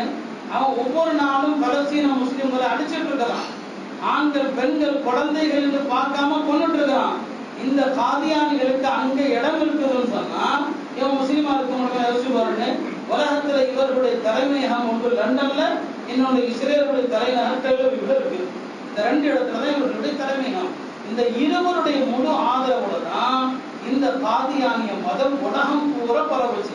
என்ன பண்ணான்னு சொன்னா, ஆப்பிரிக்க நாடுகள்ல, கிராமங்கள்ல இஸ்லாத்தை பத்தி தெரியாத அப்பாவி மக்கள், அங்கெல்லாம் போய் இவனை பத்தி பிரச்சாரம் செஞ்சு காதியானி நூல்களை கொண்டு வந்து சேர்த்து லட்சக்கணக்கான பேர் இஸ்லாத்தை விட்டு வெளியே தள்ளிட்டான். இன்னைக்கு நீங்க பாத்தீங்கன்னா இணையதளங்கள்ல காதியானிகளுடைய இணையதளம் தான் இஸ்லாமிய இணையதளங்கிற பேர்ல அதிகமா இருக்கு. 2 இணையதளங்கள் தான் அதிகம் இருக்கு. ஒன்று காதியானிகளுடையது, இன்னொன்று ஷியாக்களுடையது. இந்த 2க்கு பின்னால்தான் உண்மையான முஸ்லிம்களுடைய இணையதளங்கள்லாம் அதுக்கு பின்னால்தான் இருக்குது. முதல்ல யார் இடம் பிடிக்கிறாங்க? காதியானிகள், அப்புறம் ஷியாக்கள். அப்ப இவனுடைய சூழ்ச்சி எவ்வளவு பயங்கரமானது என்பதை நாம் யோசிச்சு பார்க்கணும். ஆக இப்படி இவனுக்கு பின்னால பெரிய வல்லரசு உட்கார்ந்து கொண்டு இவனை ஊக்குவித்தது. எதற்காக? முஸ்லிம்கள் ஆங்கிலர்களை எதிர்க்கக்கூடாது, நீ வாழ்நாள் போற இவனோட சண்டை போட்டு செத்து போன்னு சொல்லி. அந்த நேரத்துல வட இந்தியாவில் உலமாக்கள் பெரிய தியாகம் செஞ்சாங்க. இந்த மிர்சா குலாம் அஹமது காதியானை எதிர்த்து பலவிதமான பிரச்சாரங்கள் செஞ்சாங்க. அவன் இறந்த பிறகும் கூட அவனுடைய ஆதரவாளர்களால நிறைய பிரச்சனைகள் ஏற்பட்டது. நான் அதுல முக்கியமான ஒரு சம்பவத்தை நான் உங்களுக்கு சொல்றேன்.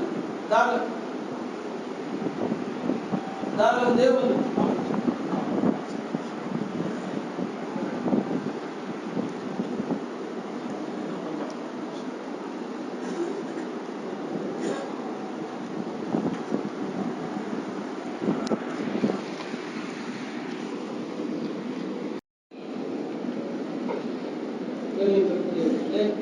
இப்படியாக இந்த மிர்சா குலாம் அஹமது காதியானி ஒரு பெரிய ஒரு குழப்பத்தை இந்த சமுதாயத்தில் ஏற்படுத்தி தன்னை நபி என்பதாக சொல்லிவிட்டு போனால் நிறைய அவனுடைய நூல்களில் இருந்து பல விஷயங்களை சொல்ல வேண்டியிருக்குது. அவன் எப்படியெல்லாம் குரானை இழிவுபடுத்தி இருக்கிறான், குரானை எப்படியெல்லாம் இழிவுபடுத்தி இருக்கிறான், ரசூல் ஸல்லல்லாஹு அலைஹி வஸல்லம் அவர்களை எப்படியெல்லாம் இழிவுபடுத்தி இருக்கிறான். ஏன்னா அவன் சொல்லியிருக்கிறான், பெருமானாரை விட நான் தான் சிறந்தவன் என்று சொல்லியிருக்கிறான். எல்லா நபிமார்களை விட நான் தான் சிறந்தவன் என்பதாக சொல்லியிருக்கிறான். இதெல்லாம் ஒரு தனி டாபிக்கா பேசணும். அவன் மற்ற நபிமார்களை இழிவுபடுத்தியது, குர்ஆனை இழிவுபடுத்தியது, பெருமானார் ஸல்லல்லாஹு அலைஹி வஸல்லம் அவர்களை இழிவுபடுத்தியது. ஏன்னா இன்னுமே நம்ம ஊர்ல காதியானிகள் குறித்த விழிப்புணர்வு போதுமான அளவுக்கு இல்லை. அதனாலதான் இந்த விஷயங்களை உங்களுக்கு சொல்றேன். நீங்க ஏதோ அவனும் ஏதோ தப்பி போட்டிருக்கிறான், அவனும் ஏதோ தொழுவான், ஒரு முஸ்லீம் தானே அப்படிங்கிற மாதிரி நம்மள பலர் நினைக்கிறாங்க. அவனை முஸ்லீம்னு நினைச்சீங்கன்னா உங்க ஈமானுக்கு ஆபத்தா இருக்கு, உங்களுடைய முடிவு ஈமான் இல்லாம ஆயிடும். அதனால காதியானிய மதத்தை சாதாரணமாக நினைக்காதீங்க. இனிமே அவர்களை பத்தி பேசுறதா இருந்தா காதியானி மதம்னு சொல்லுங்க, அல்லது மிர்சாயி மதம் என்று சொல்லுங்க. அது ஒரு தனி மதம். நாம ஒரு இந்துட்ட கூட பேசலாம், அவனை சகோதரனா நினைக்கலாம், அவன் நமக்கு ஆபத்து கிடையாது. ஒரு கிறிஸ்தவன் இடத்துல நம்ம பேசலாம், அவனை நம்ம சகோதரனா நினைக்கலாம், அவன் நமக்கு ஆபத்து இல்லை. அவன் ஒரு விஷயத்தை தப்பா விளங்கி ஒரு மதத்தில் இருக்கானே தவிர அவனால நம்முடைய மார்க்கத்துக்கு ஆபத்து கிடையாது. ஆனா இந்த காதியானிகள் தான் நம்முடைய முதல் எதிரிகளை தவிர நம்மை சுற்றி இருக்கிற இந்த இந்து சகோதர சமுதாயத்தினரோ கிறிஸ்தவர்களோ கிடையாது. ஞாபகம். எனவே காதியானி பள்ளின்னு சொல்லாதீங்க, காதியானி கோயில்னு சொல்லுங்க. காதியானி கோயில்னு சொல்லுங்க, அது பள்ளின்னு கூட சொல்லக்கூடாது. அது பள்ளிவாசல் அல்ல. பள்ளி என்பது அல்லாஹ்வையும் பெருமானாருடைய இறுதி நபித்துவத்தையும் ஏற்றுக்கொண்ட முஸ்லிம்கள் கட்டினா அதுக்கு பேர் மஸ்ஜித், மற்றவங்க கட்டினா அதுக்கு பேர் கோயில், அதுக்கு பேர் ஆலயம். எனவே காதியானி பள்ளிவாசல் அப்படின்னு பேச்சுவாக்குல நம்ம சொல்றோம் பாருங்க, முதல்ல அது தவறு. அருமையானவர்களை இவன் ஏற்படுத்திய அந்த தாக்கம் ஒரு 1908 மரணித்தான். அதுக்கு பிறகும் கூட அவனுடைய ஆதரவாளர்கள் ஆங்கிலேய அரசாங்கத்தினுடைய பெரிய ஆதரவு அவங்களுக்கு இருந்துச்சு, ஆங்கிலேய அரசாங்கத்தினுடைய பெரிய சப்போர்ட் அவங்களுக்கு இருந்துச்சு. அதனால என்ன பண்ணிட்டு இருந்தாங்க, அவர்கள் தன்னுடைய குழப்பத்தை நிறுத்தல. இந்த நிலையில தான் ஒரு சம்பவம் ஒன்று நடக்குது. வடநாட்டில் நடக்கிற ஒரு பாகல்பூர் அப்படிங்கிற ஒரு ஊர்ல ஒரு பெண்ணை அப்துல் ரஸாக் அப்படிங்கிற ஒரு ஆளுக்கு கல்யாணம் பண்ணி கொடுக்குறாங்க. கல்யாணம் ஆகிற போது அந்த பெண்ணுக்கு, அந்த பெண்ணுடைய பேர் ஆயிஷா, அவருடைய கணவர் பேர் அப்துல் ரஸாக். இந்த ஆயிஷாங்கிற அந்த பெண்ணுக்கு திருமணம் நடக்கும் போது அவங்க பருவமடையில சிறுமியாக இருக்கிறாங்க. பருவமடைந்த பிறகு அந்த பெண்ணுக்கு தெரிய வருது தன்னுடைய கணவர் ஒரு காதியானின்னு தெரியும். அந்த பெண் ஒரு பெரிய ஆலிமுடைய மகள், அந்த ஆலிமும் இறந்து போயிட்டாங்க, வஃபாத் ஆயிட்டாங்க. அப்ப தன்னை ஒரு காதியானிக்கு மனம் எடுத்து கொடுத்திருக்கிறார்கள் என்று அந்த பெண்ணுக்கு பருவமடைந்த பிறகு தெரிய வரும். அந்த பெண்மணி உடனடியாக நீதிமன்றத்தை அணுகி, என்னுடைய கணவர் காதியானி, நான் ஒரு முஸ்லிம் பெண் ஒரு காதியானிக்கு மனைவியாக இருக்க முடியாது, எனவே எனக்கு மனவிலக்கு பெற்றுத்தாருங்கள் என்று அப்போதைய பாகல்பூர் கோர்ட்ல அந்த அம்மா ஒரு வழக்கு தொடுக்கிறான். இந்த வழக்கு தொடுக்கப்பட்ட பிறகு வழக்கு ஆரம்பத்திலிருந்து காதியானிகளுக்கு சாதகமாகவே தான் போகுது. ஆங்கிலேய அரசாங்கம் இந்த வழக்கை எப்படி கொண்டு போகுதுன்னா, அவர் மிர்சாவை ஏற்றிருக்கிறதுனால, மிர்சாவை நபின்னு சொல்றதுனால அவர் முஸ்லீம் தாமா, அவர் காஃபிர்லாம் கிடையாது, அவர் நபின்னு சொன்னா சொல்லிட்டு போகட்டும், அதனால உனக்கு அவர் கணவர் தான், இந்த கல்யாணத்தை முடிக்கிறதுலாம் தேவையில்லை, இப்படியாகத்தான் ஆங்கிலேய அரசாங்கம் இந்த வழக்கு அணுகுது. ஆனா அந்த அம்மாவுடைய உறுதி, ஈமானுடைய உறுதி, இல்லை இவன் எனக்கு கணவனா இருக்க முடியாது, இவனோட நான் வாழ்ந்தா மறுமையில நான் குற்றவாளி, அதனால எனக்கு இந்த கல்யாணத்துல உடன்பாடு இல்லைன்னு சொல்லி நிறைய முஸ்லீம் அறிஞர்கள் கோர்ட்ல வாதிடுறாங்க. அவங்களுடைய வாதங்களை எல்லாம் எப்படியோ சில குறுக்கு வழிகளை சொல்லி அந்த ஜட்ஜிகள், நீதிபதிகள் அந்த வாதத்தை எல்லாம் முடக்கிடுறாங்க. இந்த நிலையில தான் அந்த பாகல்பூருடைய உலமாக்கள் எல்லாம் சேர்ந்து முடிவெடுக்கிறாங்க, இந்த வழக்குல வாதாடுறதுக்கு ஒரு பெரிய அறிஞர் இருக்கிறார், ஒரு மகான், அவர் தான் வரணும், அப்பதான் இந்த வழக்கு நமக்கு சாதகமா முடியும். அவங்க யாருன்னு சொன்னா, தேவபந்தில இருந்து ஹஜ்ரத் மௌலானா அன்வர் ஷா காஷ்மீரி ரஹ்மத்துல்லாஹி அலைஹி, அவங்க பெரிய அறிஞர். அவங்க பத்தி நான் தனியாகவே நிறைய பேசணும். அவங்க பெரிய அறிஞர்.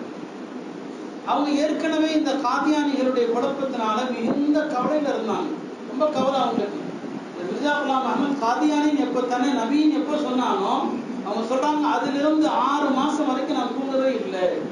நம்ம ஹயாத்துல ஒருத்தன் தன்னை நபின்னு சொல்றானே, நாளை பெருமானார் ஸல்லல்லாஹு அலைஹி வஸல்லம் அவர்களுடைய முகத்தை நம்ம எப்படி பார்க்கிறது? ரசூல் ஸல்லல்லாஹு அலைஹி வஸல்லம் கேட்ட நம்ம என்ன பதில் சொல்லுவோம்? நீங்க உயிரோடு இருக்கும்போது ஒருத்தன் நபின்னு சொன்னானே, என்னுடைய மார்க்கத்தை அடிக்க வந்தானேன்னு கேட்டா நம்ம என்ன பதில் சொல்லுவோம்? அவ்வளவு கவலையில இருந்தாங்க அவங்க. இந்த நிலையில தான் அவர்கள்ட்ட உலமாக்கள் சொல்றாங்க, இந்த பாகல்பூர் வழக்குல காதியானிகளுக்கு சாதகமாவே போயிட்டு இருக்குது, அவன் முஸ்லிம் தான் என்பதாக நீதிபதிகள் சொல்றாங்க.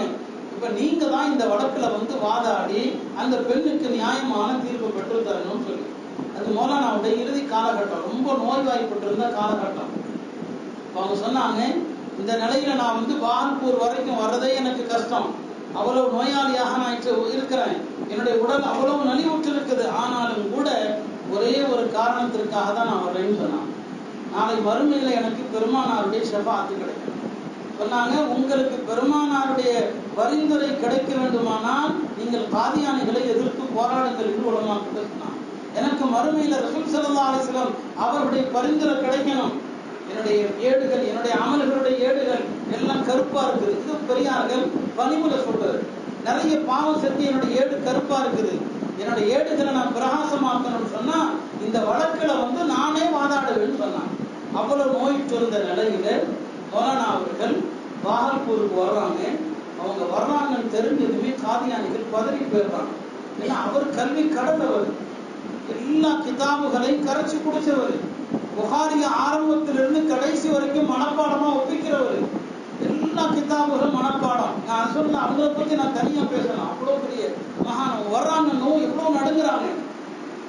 எப்படியாவது அவர்கள் கோர்ட்ல வாதாடுவதை தடுத்து நிறுத்த வேண்டும் என்றெல்லாம் பல முயற்சிகள் நடக்குது. அல்லாஹ்வுடைய பேரர்களால் அந்த முயற்சிகள் எல்லாம் தவிடுபடியாகி மௌலானா கோர்ட்ல உட்கார்ந்து இருக்கிறாங்க. அன்றைக்கு மௌலானா வாதாடியதை நேர்ல பார்த்தவர்கள் சொல்ற வார்த்தை என்ன தெரியுமா?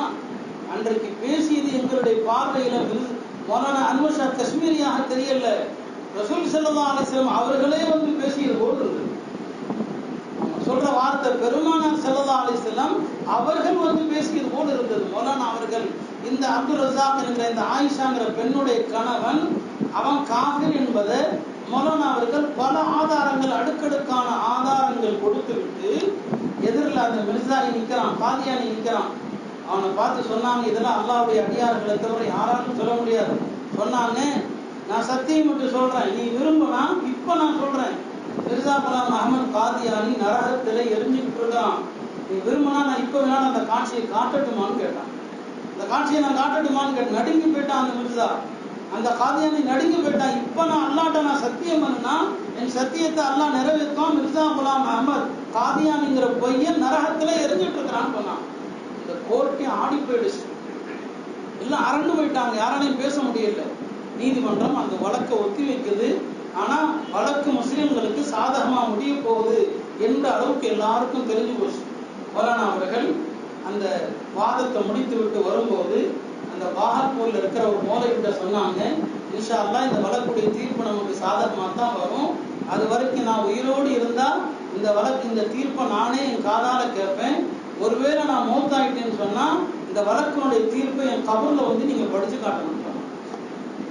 கபர்ல படிச்சு காட்டணும்னு சொல்லி ஒரு மௌலவிட்ட வசியத் பண்ணாங்க மௌலானா அவர்கள். அதுக்கப்புறம் தேவபந்து வந்தாங்க. வந்த பிறகு ரொம்ப அவங்களுக்கு உடல் நலிவுற்று விட்டது. ஒரு நாள் இரவு நேரத்துல தேவபந்துடைய உலமாக்கள், ஆசிரியர்கள், மாணவர்கள் எல்லாரையும் கூப்பிட்டு வச்சு சொன்னாங்க, நான் எல்லாத்துலேயும் நான் அமானிதமா ஒரு விஷயத்த நான் சொல்றேன். நான் வரலாற்றை எல்லா புத்தகங்களையும் நான் படிச்சிருக்கிறேன். இஸ்லாமிய வரலாற்றில் நடந்த எல்லா குழப்பங்களையும் படிச்சிருக்கிறேன். எனக்கு தெரிஞ்ச காதியானிய குழப்பத்தை போல முஸ்லிம்கள் வேறொரு குழப்பத்தை சந்தித்ததே கிடையாது. எனவே நீங்கள் நாளை பெருமானாருக்கு முன்னால் பதில் சொல்ல வேண்டியிருக்கிறது. உலமாக்களே, நீங்க பதில் சொல்லணும். நாளை ரசூல் ஸல்லல்லாஹு அலைஹி வஸல்லம் ஷஃபாஅத் உங்களுக்கு வேண்டும் என்று சொன்னால் நீங்கள் இந்த காதியானிகளை எதிர்த்து உயிருள்ளவரை போராடுங்கள். இது மாணவர்களுக்கு அவங்க செஞ்ச கடைசி நசிஹத். அதுக்கப்புறம் கொஞ்ச நாள்ல மௌலானா அவர்கள் வஃபாத் ஆயிட்டாங்க.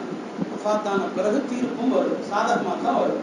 அவங்க எந்த ஆலிம்கிட்ட வசியத் பண்ணாங்களோ அந்த ஆலிம் அந்த தீர்ப்புடைய நகலோடு தேவபந்துக்கு மௌலானா அன்வர் ஷா காஷ்மீருடைய கபர்ல நின்று கொண்டு அவங்களுடைய வசியத்தை நிறைவேற்றும் விதமாக அந்த தீர்ப்புடைய வாசகத்தை படிச்சு காட்டினாங்க.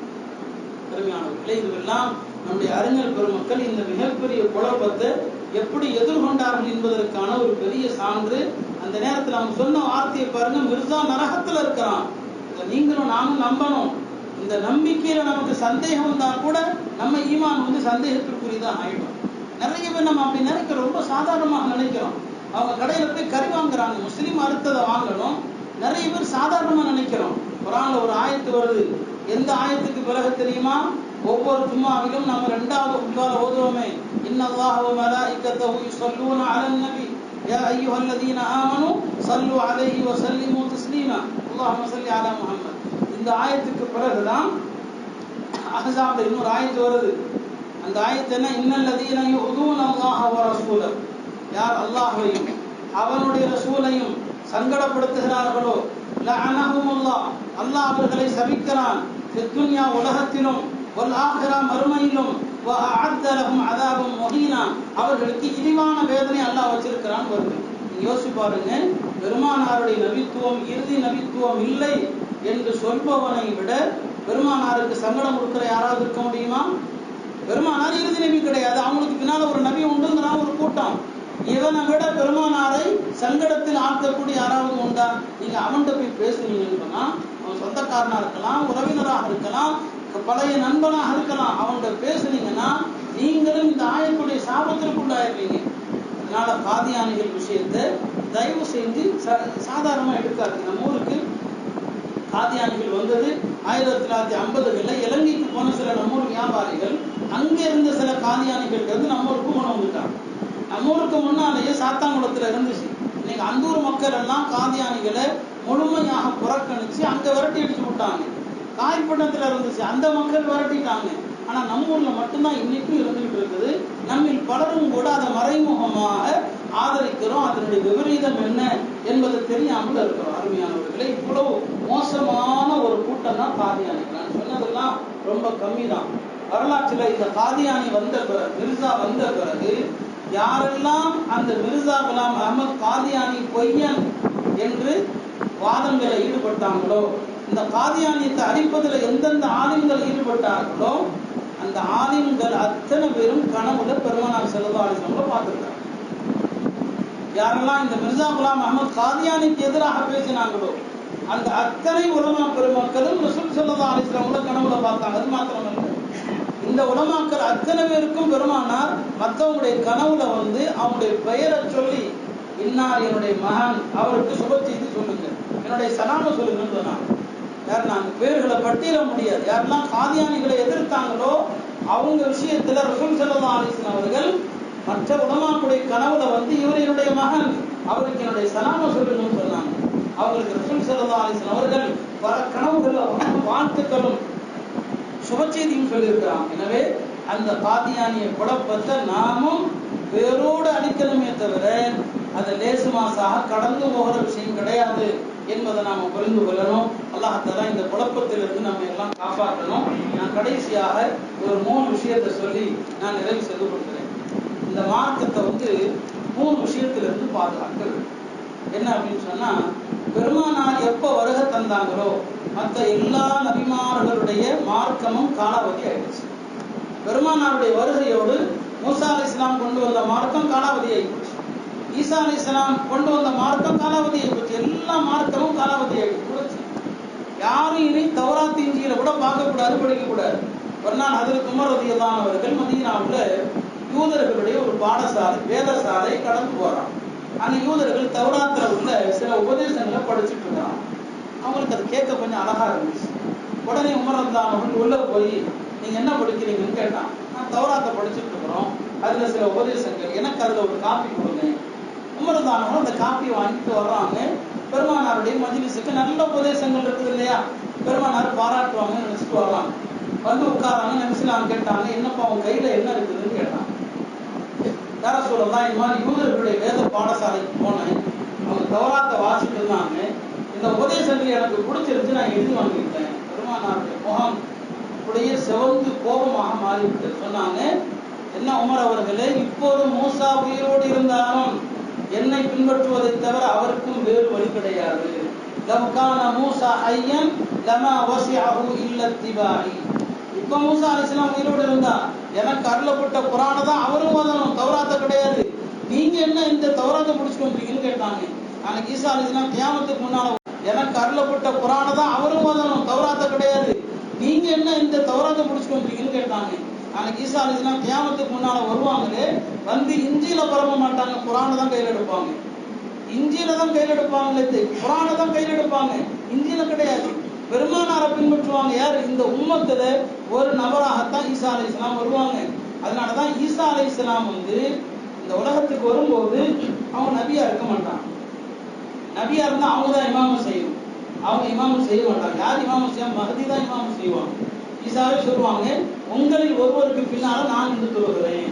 மஹதி அலைஹிஸ்ஸலாம் இமாமா இருப்பாங்க, ஈசா அலைஹிஸ்ஸலாம் பின்னால நிற்பாங்களே தவிர, ஏன்னா அப்பதான் இந்த உம்மத்துல ஒரு ஆளாக அவங்க ஆக முடியும்.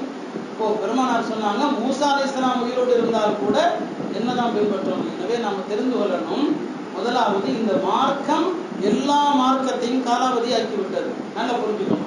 யாராவது ஒருத்தன் இனிமேல் நபி வருவாங்கன்னு சொன்னா என்ன அர்த்தம்? குர்ஆன் காலாவதி ஆயிடுச்சுன்னு சொல்றான். குர்ஆனுடைய சட்டம் முடிஞ்சு போச்சுன்னு சொன்னாதான் அர்த்தம். பெருமானாருக்கு பின்னால இனி ஒரு நபி வர முடியும் என்று யாராவது சொன்னால் அவன் இஸ்லாமே காலாவதி ஆயிடுச்சுன்னு சொல்றான். இதிலிருந்து இந்த தீனை பாதுகாக்கிறது உலமாக்களுடைய கடமை. இந்த மார்க்கம் எல்லா மார்க்கங்களையும் காலாவதியாக்கி விட்டதை தவிர இனிமேல் கியாமத்து வரைக்கும் இந்த ஷரியத்து தான் உலகம் முழுவதும் சட்டம். இதான் உலக அறிவு நாள் வரைக்கும் சட்டம். இந்த சட்டங்களை காலாவதியாக்குற நபியோ எந்த வகையோ எந்த தூதுத்துவமோ இனி வராது. இதற்காக உலமாக்கள் பாடுபடும். இரண்டாவது விஷயம் என்ன சொன்னா, இந்த மார்க்கத்தை குர்ஆன் ஹதீஸ் இதை எப்படி புரியணும் சஹாபாக்கள் சொல்லி கொடுத்தாங்க. சஹாபாக்கள் பெருமானாருடைய நேரடி மாணவர்கள். அவங்க மார்க்கத்தை எப்படி புரிஞ்சாங்க? அந்த சஹாபாக்கள்கிட்ட இருந்து அவங்களுடைய அடுத்த தலைமுறை தாபியீன்கள் அவங்க புரிஞ்சாங்க மார்க்கத்தை. அதுக்கு பின்னால தபு தாபியீன்கள் இவங்க எப்படி மார்க்கத்தை புரிஞ்சாங்க? அதுதான் மார்க்கம், இதுல மாற்றம் செய்யக்கூடாது. இதுல மாற்றம் செய்யறதுக்கு சில பேர் வந்து புறப்பாக்குறதுக்கு ஒரு அர்த்தம் சொல்றான். புறப்பாக்குறதுனா இப்படித்தான் விஞ்ஞான ரீதியா பார்க்கணுங்கிறான். சஹாபாக்கள் எப்படி விளங்குனாங்க, தாபியீன்கள் எப்படி விளங்குனாங்க, தபு தாபியீன்கள் எப்படி விளங்குனாங்க, இதுதான் மார்க்கமே தவிர இதைத்தான் நம்ம குர்ஆன் ஹதீஸ் இஜ்மா கியாஸ் என்று சொல்றோம். அது ஒவ்வொன்றுக்குள்ளே நான் உள்ள போய் விளக்க முடியாது. இந்த நான்கின் அடிப்படையில் அமைந்ததான் 4 மதகுகள். இதுல ஏதாவது மாற்றம், இதுல ஏதாவது சரி செய்யணும்னு ஒருத்தன் சொன்னான்னு சொன்னா அவர்களும் வழிகேடு. ஆனா அவங்க காவிர்கள் அல்ல, முஸ்லிம்கள் தான். அப்படி விளங்கிறாதீங்க. இது ரெண்டாவது விஷயம். சஹாபாக்கள் விளங்கின மார்க்கம் எதுவோ அதை தான் நம்ம அந்த வழியில நடக்கணுமே தவிர தாபியீன்கள் தபு தாபியீன்கள் இந்த 4 மதகும் அந்த காலத்துக்குள்ள அடங்கியது. அந்த 4 மதகுகளும் ஹிஜ்ரி 220க்குள்ள அடங்கி விடுகிறது. அதைத்தான் பின்பற்றணும். மூன்றாவது, இந்த மார்க்கத்துல யாரும் எந்த மாற்றத்தையும் செய்ய அனுமதி இருக்கக்கூடாது. இந்த மார்க்கத்தை குறைக்கவும் அனுமதி இல்லை, இந்த மார்க்கத்துல கூட்டவும் அனுமதி இல்லை. யூதர்கள் மார்க்கத்திலே குறைத்து வழிகட்டாங்க, எல்லாத்தையும் குறைச்சாங்க. நசராக்கள் கூட்டி வழிகட்டாங்க. அல்லாஹ் நசராக்களுக்கு 6 நோன்பு வைக்க சொன்னா வருஷத்துல, அவங்க பேணுதல்ங்கிற பேர்ல கூட்டி 60 நோன்பு வைக்கிட்டான். அவர்கள் கூட்டி அறிந்தார்கள், கிறிஸ்தவர்கள் குறைத்து, யூதர்கள் குறைத்து அறிந்தார்கள். இந்த மூன்றுமே ஒரு மார்க்கத்திற்கு ஆபத்தானது என்பதை புரிந்து கொள்ள வேண்டும். எல்லாம் அல்லாஹ் பெருமானார் ஸல்லல்லாஹு அலைஹி வஸல்லம் அவர்களுக்கு பிறகு எந்த நபியும் இல்லை என்கிற உறுதியான நம்பிக்கையை நமக்கு தந்து நம்முடைய மௌத் வரை அதே நம்பிக்கையை நம்மை வர்ணிக்க செய்வானாக. பெருமானார் ஸல்லல்லாஹு அலைஹி வஸல்லம் அவர்களுடைய ஷஃபாஅத்துக்கும் அவருடைய ஹவுதுக்கும் உரியவர்களாக நம்மை ஆக்கிடுவானாக. நாளை சுவனத்திலே அவர்களது அருகாமை நசீவாக்குவானாக. அவர்களது பொருட்கள்